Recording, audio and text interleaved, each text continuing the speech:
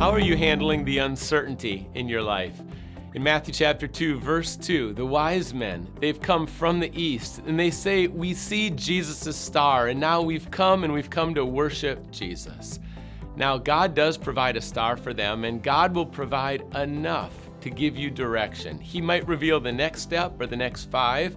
It might be through a star, it might be through something very different. God has so many ways of guiding us, but He gives us enough, and we can rest in that God is faithful to give enough direction so we can continue to follow Him and walk in His ways.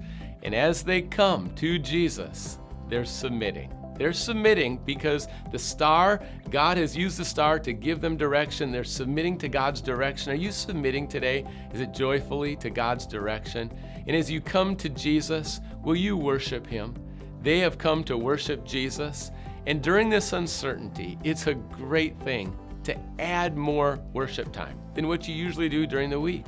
I mean, what does your worship look like? Is it usually just Sundays or at church? What about expanding that to at home or with other family, friends, or in the car with a life group?